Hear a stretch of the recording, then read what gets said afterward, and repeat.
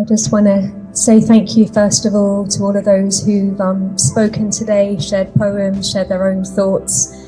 It's so important. And I know sometimes when we're just a small group, it can feel like, what is the point in coming out?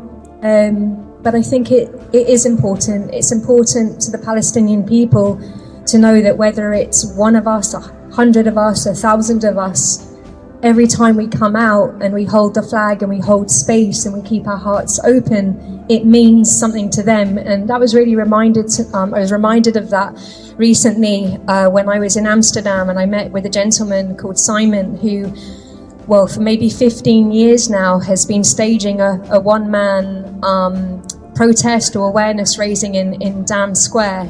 And he goes there every week, normally from Monday to Friday, sometimes on a Saturday, and sits there from 9 till 5 just raising awareness just by himself.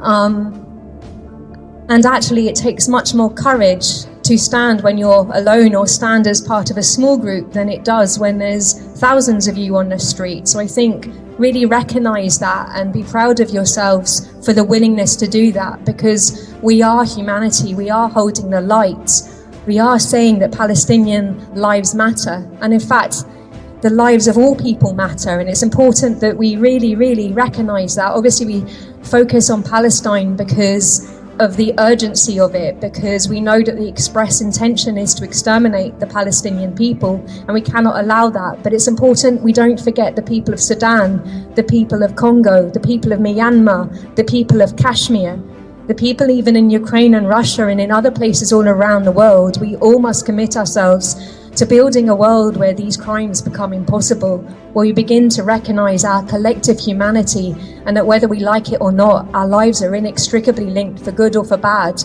And what we allow to be done to other, as Jennifer referenced, we ultimately allow to be done to ourselves. So it's really important that we recognize what history tells us about the changing, the ever-changing of political landscapes. And one of the things that I learned when I was away just recently, a reflection I had, is one of the bravest things we can do, and I believe it is what will ultimately bring change in a very meaningful way in our world, is the willingness to live with open hearts, to have our hearts cracked open and to be willing to feel. Because so much of what's happened is about turning our hearts off and hardening ourselves so we become automatons.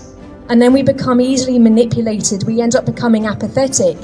But it's the willingness to live with open hearts that feel the pain of what is happening, but not with that pain to fall into despair, but rather use it to enable us to move forward and find energy to commit ourselves to adding our contribution to making that necessary change that we so desperately need. Yes, taking moments out to breathe. I always say to people, it's like a relay race. So you need to know when to hand the baton on for a little bit, just to breathe, to resource yourself, and remember there is still so much beauty in the world.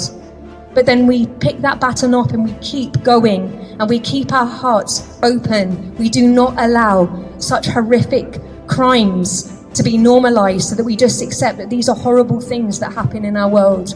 So I just wanted to say that first of all.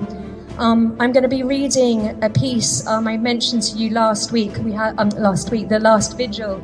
We had Nadia obviously speak live, and I spoke about Rebel Ma, which is a book that I was asked to write a contribution for, which Nadia wrote for, more importantly, but also Dia Bisan Auda, who you probably remember is "Hello, I'm Bisan, I'm still alive."